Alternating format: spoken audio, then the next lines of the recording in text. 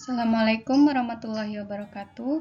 Nama saya Aulianisa Febriani dari jurusan Teknik Industri Universitas Malikul Saleh. Di sini saya akan mempresentasikan tugas rumah dengan judul Teknologi Pengecoran Logam mata kuliah proses produksi. Kita masuk ke pengertian istilah dan definisi.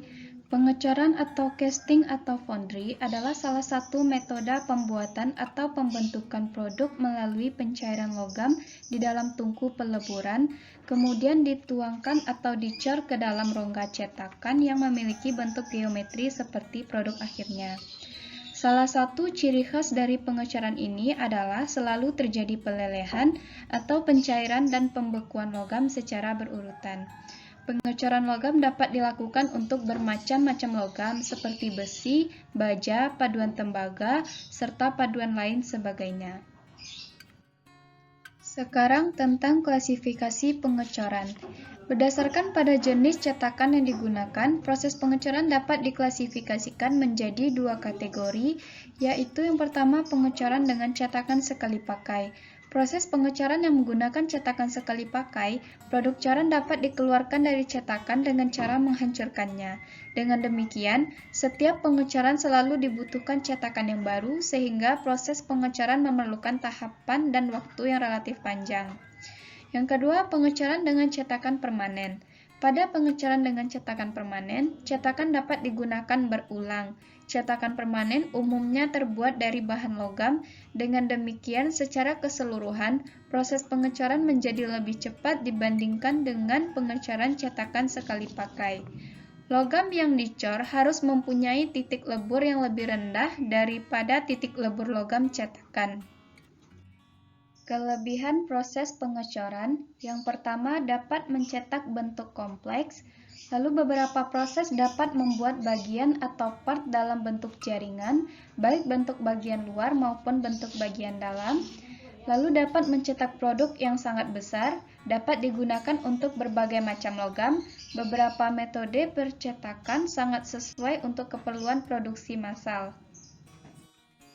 Sedangkan kelemahan proses pengecoran terdiri dari keterbatasan sifat mekanik, sering terjadi porositas atau ruang kosong di antara material, dimensi benda cetak kurang akurat, permukaan benda cetak kurang halus, bahaya pada saat penuangan logam panas, dan masalah lingkungan.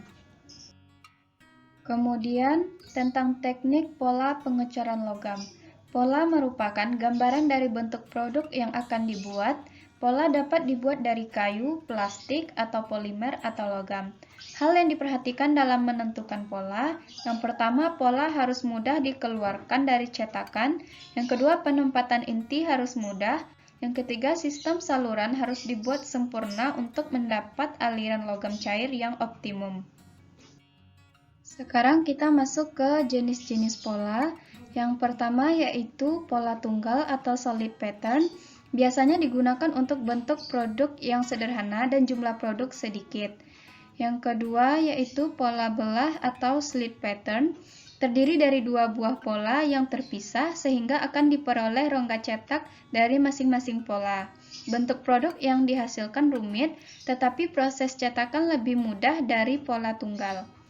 Yang ketiga, pola dengan papan menyambung atau match plate pattern.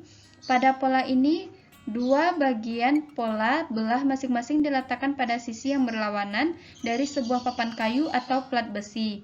Dan pola ini digunakan untuk jumlah produk yang lebih banyak. Sedangkan yang keempat, pola cop and drag. Pola ini dua bagian dari pola belah masing-masing ditempelkan pada papan yang terpisah. Pola ini juga biasanya dilengkapi dengan sistem saluran masuk dan riser. Selanjutnya, bahan-bahan untuk pola. Yang pertama, kayu. Kayu yang dipakai untuk pola adalah kayu saru, kayu aras, kayu pinus, kayu magoni, kayu jadi, dan lain-lain. Pemilihan kayu menurut macam pola, ukuran pola, jumlah produksi, dan lama pakainya. Yang kedua, resin sintesis. Resin epoksit yang banyak dipakai mempunyai sifat penyusutan yang kecil pada saat mengeras, tahan aus yang tinggi, memberikan pengaruh yang lebih baik dengan menambah pengencer, zat pemelastis atau zat penggemuk menurut penggunaannya. Yang ketiga, logam. Bahan yang sering dipakai untuk pola logam adalah besi cor. Biasanya besi cor kelabu karena sangat tahan aus, tahan panas, dan tidak mahal. Selanjutnya tentang pembuatan inti. Fungsinya adalah membuat rongga pada benda coran. Inti dibuat terpisah dengan cetakan dan dirakit pada saat cetakan akan digunakan. Bahan inti harus tahan menahan temperatur cair logam paling kurang bahannya dari pasir. Pemasangan inti di dalam rongga cetak kadang memerlukan pendukung agar posisinya tidak berubah.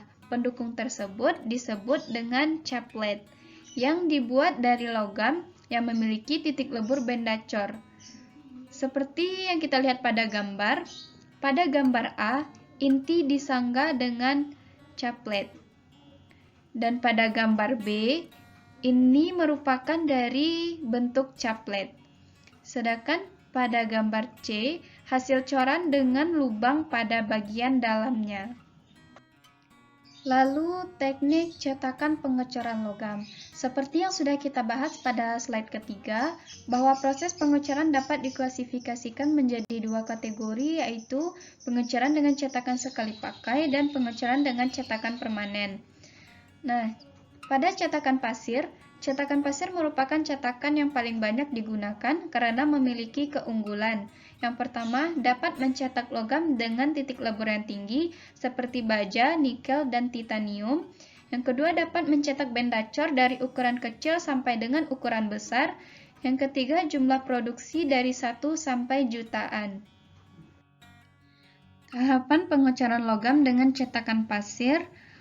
Yang pertama, pembuatan pola sesuai dengan bentuk coran yang akan dibuat atau pattern making. Lalu preparation of sand, persiapan pasir cetak. Mold making, pembuatan cetakan. Core making, pembuatan inti bila diperlukan. Kemudian peleburan logam atau melting. Lalu penuangan logam cair ke dalam cetakan atau pouring. Kemudian solidification and cooling atau pendinginan dan pembekuan. Kemudian removal of sand mold, pembongkaran cetakan pasir. Lalu cleaning and inspection atau pembersihan dan pemeriksaan hasil coran. Lalu finishing, casting atau produk cor selesai. Sekarang kita masuk ke proses pengecoran dengan cetakan pasir. Yang pertama, pola dan rangka cetak bagian bawah diletakkan pada landasan. Kemudian rangka cetak bagian bawah diisi dengan pasir. Lalu rangka cetak bagian bawah dibalik. Setelah dibalik, pola, kelengkapan pola, rangka cetak bagian atas dan perlengkapan lainnya dipasang. Kemudian rangka cetak bagian atas diisi dengan pasir cetak. Lalu, cetakan bagian atas dan bagian bawah dipisahkan. Setelah cetakan dipisah, pola dan kelengkapannya dibuka, lalu cetakan dibersihkan, cetakan dirakit dan diberi pemberat atau klem, lalu cetakan siap dicor. Pada gambar yang terlihat, ini merupakan proses penuangan pada pasir cetak. Seperti yang terlihat pada gambar, ini merupakan bagian-bagian cetakan, seperti cetakan inti, pasir, botol, garis pemisah, dan ini pasir lagi. Ini merupakan gerbang, ini runner atau batang, lalu ini rongga, dan ini pelindung. Indikator untuk menentukan kualitas cetakan pasir. Yang pertama, kekuatan. Kemampuan cetakan untuk mempertahankan bentuknya dan tahan terhadap pengikisan oleh aliran logam cair. Yang kedua, permeabilitas atau kemampuan cetakan untuk membebaskan udara panas dan gas dari dalam cetakan selama operasi pengecoran. Lalu, stabilitas termal, kemampuan pasir pada permukaan rongga cetak untuk menahan keretakan dan pembengkokan akibat sentuhan logam cair. Lalu, kolapsibilitas atau collapsibility, kemampuan cetakan membebaskan coran untuk menyusut tanpa menyebabkan coran menjadi retak. Lalu, reusabilitas, kemampuan pasir atau dari pecahan cetakan untuk digunakan kembali atau didaur ulang. Sekarang kita masuk ke proses pengecoran dengan cetakan khusus. Proses pengecoran telah dikembangkan untuk memenuhi kebutuhan khusus. Perbedaan antara metode ini dengan metode cetakan pasir terdapat dalam komposisi bahan cetakan, cara pembuatan cetakan atau cara pembuatan pola. Yang pertama, cetakan kulit atau shell molding menggunakan pasir dengan pengikat resin. Seperti yang terlihat pada gambar, yang pertama, pada logam dipanaskan dan diletakkan di atas kotak yang telah berisi campuran pasir dengan resin termoset. Kemudian, pada langkah kedua, kotak dibalik sehingga campuran pasir dan resin jatuh di atas pola yang masih panas, membentuk lapisan campuran yang melapisi permukaan pola sehingga membentuk kulit keras. Kemudian, pada gambar ketiga, kotak dikembalikan ke posisi semula, sehingga kelebihan campuran pasir kembali jatuh ke dalam kotak. Kemudian pada langkah keempat, kulit pasir dipanaskan dalam oven selama beberapa menit hingga keseluruhannya mengering. Lalu, pada langkah kelima, cetakan kulit dilepaskan dari polanya. Lalu, dua belahan cetakan kulit dirakit, disupport dengan pasir atau butiran logam dalam sebuah rangka cetak dan kemudian dilakukan penuangan. Dan pada gambar ketujuh, itu merupakan coran yang telah selesai dengan saluran turun dilepaskan dari cetakan. Keuntungan dan kelemahan cetakan kulit. Keuntungannya terdiri dari permukaan rongga cetak lebih halus. Permukaan yang halus memudahkan logam cair selama penuangan, dimensi lebih akurat, memiliki kolapsibilitas yang sangat baik sehingga dapat dihindarkan terjadinya keretakan pada hasil coran. Sedangkan kelemahannya terdiri dari pola logam lebih mahal, kurang cocok bila digunakan untuk jumlah produksi yang rendah. Yang kedua, cetakan vakum atau proses V. Menggunakan cetakan pasir yang disatukan dengan tekanan vakum. Istilah vakum pada proses ini adalah metode pembuatan cetakan, bukan metode pengecoran. Seperti yang terlihat pada gambar pertama, lembaran plastik ditarik di atas pola cup dan drag dengan vakum. Kemudian, rangka cetak atau flex yang didesain secara khusus ditaruh di atas plat pola dan diisi pasir. Saluran turun atau sprue dan cawan tuang atau cup dibentuk dalam pasir. Kemudian, pada langkah ketiga, lembaran plastik yang lain ditempatkan di atas rongga cetak dan ditarik dengan tekanan vakum, sehingga butiran pasir disatukan membentuk cetakan padat. Kemudian, pada langkah keempat, tekanan vakum dilepaskan, kemudian pola diangkat dari cetakan. Kemudian, cetakan disatukan dengan pasangannya untuk membentuk cup and drag, kemudian divakum untuk memperkuat kedua bagian tersebut. Keuntungan dan kelemahan cetakan vakum. Keuntungannya terdiri dari tidak menggunakan bahan pengikat. Pasir tidak perlu dikondisikan secara khusus karena tidak menggunakan bahan pengikat. Kemudian, karena tidak ada air yang dicampurkan ke dalam pasir, maka kerusakan coran akibat uap lembab dapat dihindarkan. Sedangkan kelemahannya, proses pembuatannya relatif lambat dan tidak segera dapat digunakan. Yang ketiga, pengecoran polistiren. Pola cetakan termasuk sistem saluran masuk, riser, dan inti bila diperlukan. Dibuat dari bahan busa polistiren. Dalam hal ini, cetakan tidak harus dapat dibuka dalam cup and drag karena pola busa tersebut tidak perlu dikeluarkan dari rongga cetak. Seperti yang terlihat pada gambar, pada tahapan pertama, pola polistiren dilapisi dengan senyawa tahan api. Kemudian, pola busa tersebut ditempatkan pada kotak cetakan dan pasir dimasukkan ke dalam kotak cetakan dan dipadatkan ke sekeliling pola. Kemudian, logam cair dituangkan ke dalam bagian pola yang berbentuk cawan dan saluran turun atau sprue. Segera setelah logam cair dimasukkan ke dalam cetakan, busa polistiren menguap sehingga rongga cetak dapat diisi. Keuntungan dan kelemahan pengecoran polistiren. Keuntungannya terdiri dari pola tidak perlu dilapaskan dari rongga cetak, tidak perlu dibuat cup and drag, dan sistem saluran masuk serta riser dapat dibuat menjadi satu dengan pola polistiren tersebut.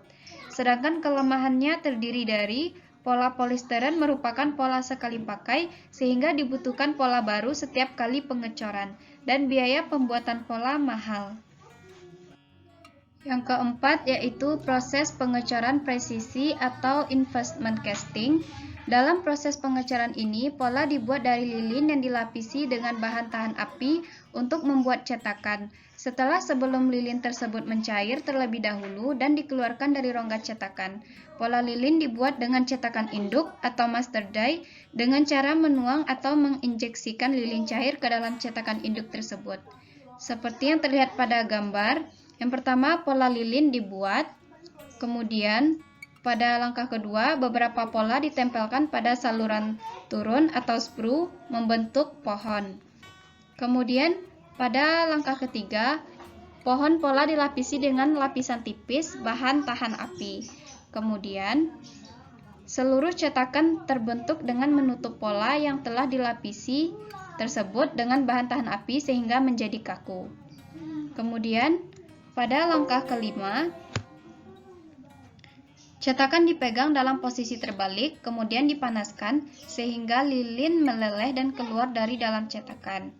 Lalu cetakan dipanaskan kembali dalam suhu tinggi sehingga semua kotoran terbuang dari cetakan dan semua logam cair dapat masuk ke dalam bagian-bagian yang rumit atau disebut proses preheating. Lalu pada langkah ketujuh, setelah logam cair dituangkan dan membeku, cetakan dipecahkan dan coran dilepaskan dari spruenya. Keuntungan dan kelemahan pengecoran presisi. Keuntungannya terdiri dari dapat membuat coran dalam bentuk yang rumit, ketelitian dimensi sangat baik, permukaan hasil coran sangat baik, lilin dapat didaur ulang, tidak diperlukan pemesinan lanjut. Sedangkan kelemahannya, tahapan proses banyak sehingga biayanya mahal, terbatas untuk benda cor yang kecil, dan sulit bila diperlukan inti. Selanjutnya, proses pengecoran dengan cetakan permanen. Pengecoran cetakan permanen menggunakan cetakan logam yang terdiri dari dua bagian untuk memudahkan pembukaan dan penutupannya. Pada umumnya, cetakan ini dibuat dari bahan baja atau besi tuang. Logam yang biasa dicor dengan cetakan ini antara lain aluminium, magnesium, paduan tembaga, dan besi tuang. Pengecoran dilakukan melalui beberapa tahapan seperti ditunjukkan pada gambar. Pada gambar pertama, cetakan diberi pemanasan awal dan dilapisi.